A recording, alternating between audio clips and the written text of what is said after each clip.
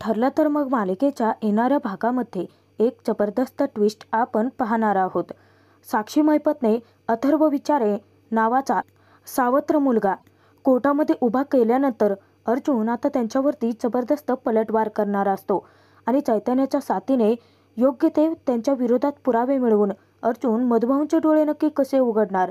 त्याचबरोबर सायलीने मनातील भावना व्यक्त करत ती चिठ्ठी प्रसादद्वारे कल्पनापर्यंत तर पोहोचवली आहे आणि चिठ्ठी वाचता क्षणी कल्पनाला मायेचा पाझर फुटत तिला आता सत्य परिस्थिती कशी समजणार आणि सायलीच्या पाठवलेल्या पत्राला कल्पना नक्की काय उत्तर देणार ते आपण या व्हिडिओत पाहणार आहोत।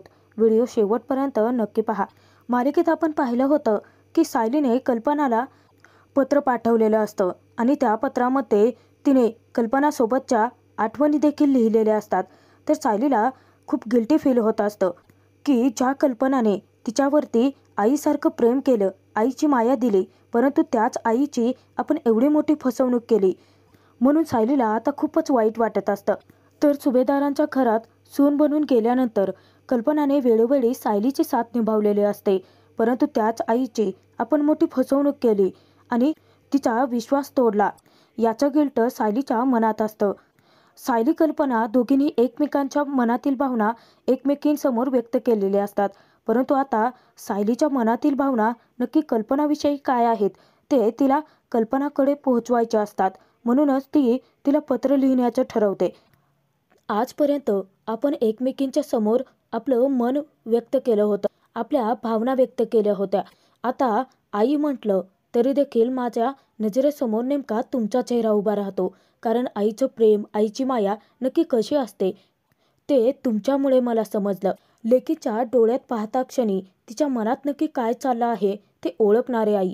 आई, तुम्हाला आता वाटत असेल की मी नात्यांचा अपमान केला, परंतु सुभेदारांच्या घरातलं प्रत्येक नातं मी अगदी आदराने निभावलं आहे।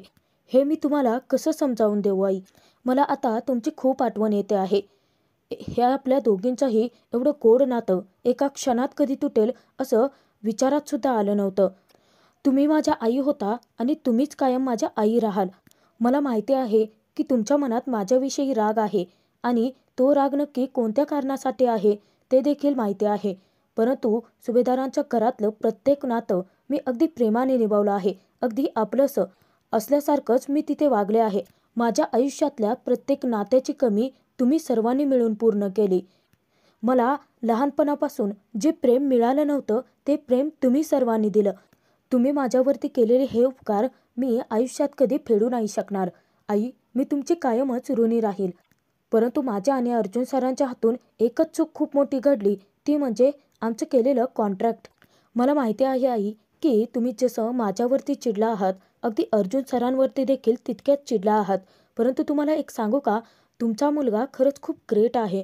तो कधीच कोणत्या नात्यात फसवणूक करणाऱ्यातला नाही आहे, परंतु तुम्ही त्यांच्याशी बोलत नाही आहात।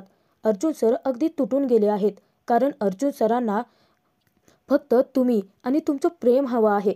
आई, तुम्हाला माझी एकच विनंती आहे की प्लीज तुम्ही अर्जुन सरांशी बोला, त्यांच्यावरती असा राग धरून ठेवू नका, कारण अर्जुन सरांचं देखील तुमच्यावरती तितकंच प्रेम आहे आणि मला चांगलेच माहिती आहे की तुम्ही स्वतःला देखील या सगळ्याचा खूप जास्त त्रास करून घेतला असेल।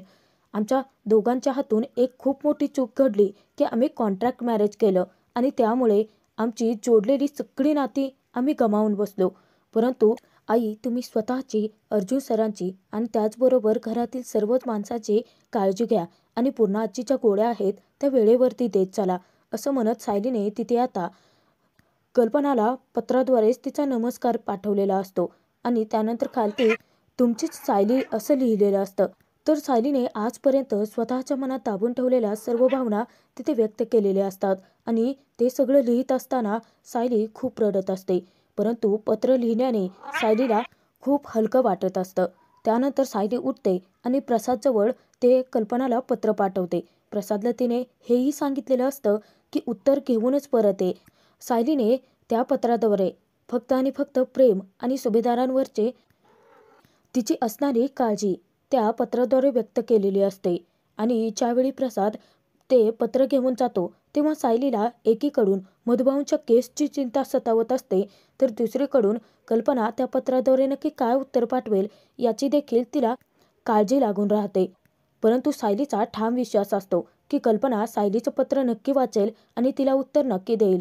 आता यावेळी तरी सायलीच्या मनातील भावना कल्पना समजून घेईल आणि सायलीला हा विश्वास देखील असतो की लवकरात लवकर कल्पना पूर्णाची त्या घरातील सर्वच जण पुन्हा सायलीला सून म्हणून स्वीकारते. सायली तिथे आता विचार करते की पत्राद्वारे माझं अर्जुन सरांवरती नक्की किती प्रेम आहे हे त्यामध्ये लिहून मी आईंपर्यंत पोहोचवलं आहे. परंतु आमचं एकमेकांवरचं असलेलं प्रेम आणि एकमेकांच्या बद्दल असणारी ओढ आई नक्की समजून घेतील आणि लवकरच मी आणि अर्जुन सर एकत्र येऊ, कारण आमचं लग्न आणि प्रेम ते दोन्हीही खरं आहे. तर प्रसादद्वारे सायलीने सुभेदारांच्या घरी ती चिठ्ठी पाठवलेली असते आणि ते पत्र ज्यावेळी तो सुभेदारांच्या घरी द्यायला जातो तेव्हा नेमके विमल त्याच्या समोर असते. आता तो विमलच्या हाती ते पत्र देतो आणि तिला सांगतो की सायलीताईंनी पाठवलं आहे आणि तो तिथून तिचं उत्तर न घेताच निघून येतो. तर विमल आता खूप खुश होते आणि विचार करते की सायलीताईंचं पत्र आहे. आता जर हे कोणाच्या हाती लागलं तर कदाचित सर्वच जण आणखीन चिडतील आणि प्रकरण उगाच जास्तीचंच वाढेल, चिघळेलही कदाचित. त्यापेक्षा मी ही चिठ्ठी वहिनींकडे देते. आता या सगळ्याचा काय शोक्षमोक्ष लावायचा आहे त्यांच्यात ते बघून घेतील, असं विचार करत कल्पनाकडे विमल चिठ्ठी घेऊन जाते आणि सायलीचं जे पत्र असतं ते कल्पनाच्या हातात देते. तेव्हा कल्पना विचारते की हे काय आहे. तर विमल तिथे आता सायलीचं नाव न घेता कल्पनाला म्हणते की माहीत नाही, म्हणजे एक छोटासा मुलगा आला होता आणि त्यानेच हे पत्र दिलं आहे. कल्पना विचार करते की आजकालच्या जमान्यामध्ये पत्र कोणी पाठवलं असावं आणि ज्यावेळी कल्पना ते पत्र उघडून वाचते तेव्हा एक एक शब्द वाचत असताना कल्पनाच्या मायेचा पाजर फुटलेला असतो. तिला सुभेदारांच्या घरात सायली आल्यापासूनचा प्रत्येक क्षण जो सायलीसोबत तिने घालवला, सायलीवरती आईसारखी केलेली माया, सायलीने लेकीसारखं कल्पनाला दिलेलं प्रेम, त्याचबरोबर सायलीने घरातील सर्वांची घेतलेली काळजी, हे सगळे प्रसंग कल्पनाच्या डोळ्यांसमोर आता उभे राहतात आणि आपसुकच कल्पनाच्या डोळ्यातून देखील अश्रू दाटून आलेले असतात. विमल तिच्याकडे पाहत असते. ज्यावेळी कल्पना सायलीचं पत्र वाचत असते त्याच वेळेस तिचा जीव तिळतीळ तुटत असतो. खरं तर कल्पनाला सायलीचा तितकाच रागही आलेला असतो आणि तिच्याबद्दल तितकं वाईटही वाटत असतं, कारण सायलीची एक चूक घडलेली असते. परंतु त्या आधी सायलीने घरातल्यांवरती केलेली जीवापाड माया, प्रेम, त्याचबरोबर सणावाराचे प्रत्येक दिवस कल्पनाला आठवत राहतात आणि आपसुकच कल्पनाच्या डोळ्यातून अश्रुधारा वाहतात. कल्पना तिथे आता सर्वांच्या समोर मुद्दामच कठोर वागत असते, कारण तिला तिच्या अर्जुनची काळजी असते. कारण त्यांना वाटत असतं की सायली अर्जुनने खोटं लग्न करून सर्वांची फसवणूक केली, परंतु सायलीने ज्यावेळी पत्रामध्ये ते लग्न खरं होतं आणि अर्जुनवरचं तिचं असणारे प्रेम देखील खरं होतं हे लिहिल्यानंतरच तिथे आता कल्पनाचे डोळे उघडलेले असतात आणि तिथे कल्पना मनोमन विचार करते की सायलीने माझ्यासाठी पत्र लिहिलं आणि या पत्राद्वारे स्वतःच्या मनातील भावना देखील तिने व्यक्त केल्या आहेत. परंतु कल्पनाचं दुसरं मन तिला म्हणतं की सायलीने आपला खूप मोठा विश्वासघात केला आहे. परंतु पुन्हा तिला वाटतं की फक्त सायलीनेच कुठं विश्वासघात केलाय, स्वतःच्या पोटच्या मुलानेच आपली एवढी मोठी फसवणूक केली. त्या दोघांवरती मी आंधळा विश्वास ठेवला आणि त्या दोघांनी माझा विश्वासघात केला. आता कल्पनाला त्यांच्यावरती विश्वास ठेवावा की नको हेच कळत नसतं. इतक्यातच कल्पनाचं एक चांगलं मन तिच्यासमोर उभं राहतं आणि ते कल्पनाला प्रश्न विचारतं की काय गं, सायलीबद्दलचं तुझं असणारे प्रेम, तिच्यावरची तुझी असणारी माया एका क्षणात संपली का? म्हणजे जर सायली अर्जुनने स्वतःच्या तोंडून कॉन्ट्रॅक्ट मॅरेजचं सत्य तुला सांगितलं असतं तर तू त्याच्यावरती विश्वास ठेवला असता का? तू सायलीवरती तेवढं प्रेम करू शकली असतीस का? तिला तेवढी माया देऊ शकली असतीस का? तू त्यांचं ते नातं त्यावेळी स्वीकारलं असतंच का? आणि अर्जुनचा जीव सायलीसाठी तिळतीळ तुटतो आहे, कारण अर्जुन देखील सायलीवरती तितकंच प्रेम करतो. मग त्या दोघांचं एकमेकांवरचं असलेलं प्रेम तुला दिसत नाही आहे का? फक्त तुला त्यांनी केलेला विश्वासघातच दिसतो आहे. तू एक आई आहेस ना, आणि आई आपल्या मुलाची एक चूक पदरात घालतेच आणि पुन्हा त्याला नव्याने संधी देते. मग तूही तुझ्या दोन्ही मुलांच्या हातून नकळतपणे एक चूक घडली असं समजून घेऊन त्या दोघांनाही नव्याने एक संधी द्यायला काय हरकत आहे? असं कल्पनाचं चांगलं मन तिथे कल्पनाला प्रश्न विचारतं. अगं, तुला देखील माहिती आहे की सायलीच तुझी योग्य सून आहे. तू त्या भामट्या प्रियावरती विश्वास ठेवते आहेस. अगं, पूर्वीपासून ती मुलगी कशी आहे हे तुला चांगलं माहिती. आणि सायली नेमकी आता घराबाहेर गेली तर तू तिच्या नावाचा जप चालू केला. अगं, विचार कर की जर अर्जुन आणि प्रियाचं लग्न झालं असतं तर पुढे नक्की काय झालं असतं. तिने सुभेदारांचा असा सांभाळ केला असता का? सायलीसारखी माया सर्वांवरती केली असती का? आणि बाकी सगळ्यांचं जाऊ देत, परंतु तिने अर्जुनला प्रेम दिलं असतं का? ती देऊच शकली नसती, कारण अर्जुनचं तिच्यावरती प्रेमच नव्हतं. आणि अर्जुनने त्यावेळी देखील प्रियासोबतच्या नात्याचा स्वीकारही केला नव्हता. परंतु अर्जुन आता स्वतःच्या तोंडून सांगतो आहे की त्याचं सायलीवरती किती प्रेम आहे. मग तू त्याच्या प्रेमावरती विश्वास नाही ठेवणार? एक आई असून तू मुलाच्या प्रेमावरती अविश्वास दाखवतेस. त्याच्यावरती राग धरून बसले आहेस. आणि सायलीने या घरावरती केलेले उपकार तू विसरलीस का? तू ज्या प्रियाचा अर्जुनसाठी आता विचार करते आहेस, तिच्यासोबत अर्जुन सुखी राहू शकला असता का? मला आत्ता तरी असंच वाटतं आहे की अर्जुन सायलीकडून झालेली एक चूक आता तू आई म्हणून पदरात घ्यावी आणि त्या दोघांना नव्याने संधी द्यावी. कल्पनाचं चांगलं मन तिथे आता कल्पनाला हे सगळं सांगतं आणि अचानक गायब होतं. कल्पनाच्या डोळ्यातून अश्रुधारा वाहतच असतात आणि तिच्या मायेचा पाजर देखील फुटलेला असतो. तेव्हा तिथे अचानकपणे प्रताप, अश्विन, अस्मिता, पूर्णाची देखील आलेली असतात. ज्यावेळी कल्पनाला ते रडताना पाहतात तेव्हा ते धक्क्यामध्ये असतात. तर पूर्णाची तिथे विचारते की काय झालं कल्पना? अगं, तू रडतेस का? आता कल्पनाचं मन खूपच अस्वस्थ झालेलं असतं. हात जोडून ती सायलीची माफी देखील मागते, कारण सायलीच योग्य आहे असं तिचं मन तिला सांगत असतं. तर कल्पनाच्या तोंडून आता शब्दच फुटत नसतो. सायलीसाठी तिचा ऊर भरून आलेला असतो. अश्रू दाटून आलेले असतात. अस्मिता तिथे विचारते की मम्मा, तुझ्या हातात काय आहे? आता कल्पना तिथे एकच चकारही शब्द तोंडातून काढत नसते. तेव्हा तिथे आता प्रताप कल्पनाच्या हातून ती चिठ्ठी घेतो आणि ज्यावेळी तो पूर्ण चिठ्ठी वाचतो तेव्हा त्याला मोठा धक्काच बसतो. पूर्णाची विचारते की प्रताप, नक्की काय लिहिलंय त्या चिठ्ठीमध्ये? तेव्हा प्रताप चिडतो आणि म्हणतो की त्या मुलीची एवढी हिंमत वाढली की तिने गुपचूप कल्पनाला चिठ्ठी लिहिली. तेव्हा तिथे अस्मिता म्हणते की मुलीने म्हणजे नक्की कोणी पाठवले डॅड? त्यावरती तिथे प्रतापच्या तोंडून सायलीचं नाव निघतं. तर अस्मिता मुद्दामच तिथे प्रताप, कल्पना आणि त्याचबरोबर पूर्णाचीचे कान भरायला लागते. मुद्दाम सायलीबाबत त्यांच्या मनात ती विष पेरते. अस्मिता तिथे म्हणते की पाहतेस ना पूर्णाची, त्या मुलीची खरंच खूप जास्त हिंमत वाढली आहे. तिला चांगलंच माहिती आहे की या घरात सगळ्यात जास्त इमोशनल कोण असेल तर ममा आहे. थोडासा इमोशनल ड्रामा लिहिला की मम्मा लगेच पागळेल आणि तिला घरात येण्याची संधी मिळेल. परंतु मम्मा, तू त्या खोटारड्या मुलीवरती अजिबात विश्वास ठेवू नकोस. तिने आपल्या अर्जुनचं पूर्ण आयुष्य बर्बाद केलं आहे पूर्णाची. आता अजूनही तिला आपण या घरात घ्यायचं आहे का? पुन्हा एकदा आपण सर्वांनीच ती चूक करायची आहे का? तुला माहिती आहे ना पूर्णाची की मम्मा किती इमोशनल आहे. ती लगेचच पटकन कोणावरतीही विश्वास ठेवते. आता त्या पत्र वाचून तिच्या डोळ्यात अश्रू दाटून आले आहेत. याचा अर्थ असा की मम्मा इमोशनलच झाले आहे. चोंबडी अस्मिता मुद्दामच तिथे सायलीबाबत त्यांच्या मनात विष पेरते आणि सर्वच जण तिच्यावरती आता विश्वास ठेवतात. परंतु कल्पनाला सायली योग्यच आहे, ती चुकीचं नाही असंच वाटत राहतं. पूर्णाची चिडते म्हणते की त्या मुलीची एवढी हिंमत वाढली की तिने कल्पनाला पत्र पाठवलं. या सुभेदाराच्या घरात तिची कोणतीही वस्तू ठेवायची नाही असं आपण ठरवलं होतं.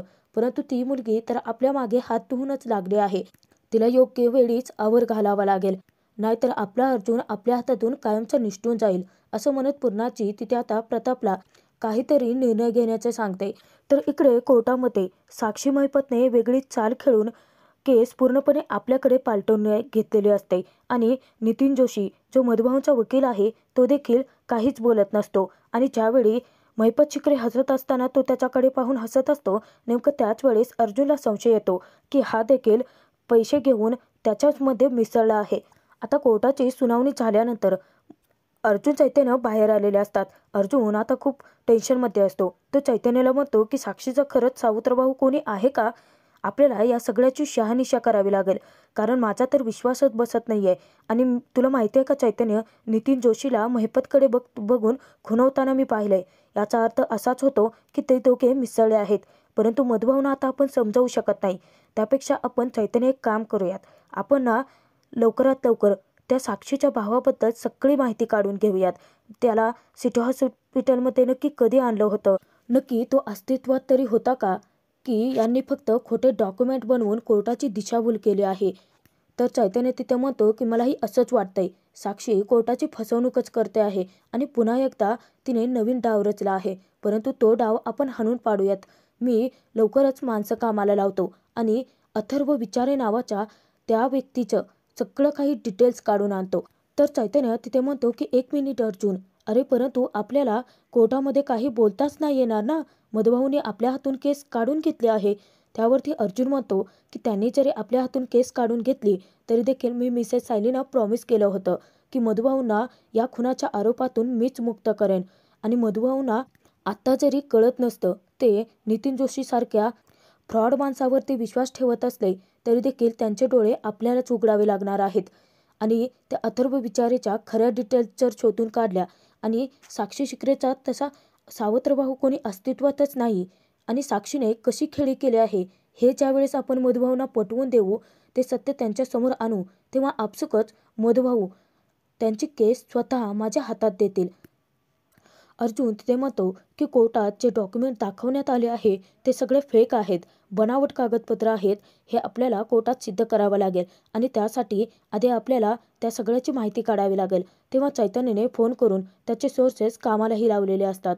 इतक्यातच दोघांच्या समोर नेमकं महिपत साक्षी आलेले असतात आणि महिपत तिथे आता अर्जुनवरती मुद्दाम हसत असतो. महिपत शिकरे तिथे आता मुद्दामच अर्जुनला डिवचतो आणि तो म्हणतो की नमस्कार अर्जुन सुभेदार साहेब. नाही म्हणजे मागच्या वेळेस मधुभाऊंना तुम्ही जेल बाहेर काढलं होतं आणि त्यावेळेस पेढ्यांचा बॉक्स आमच्याकडे पाठवून दिला होतात.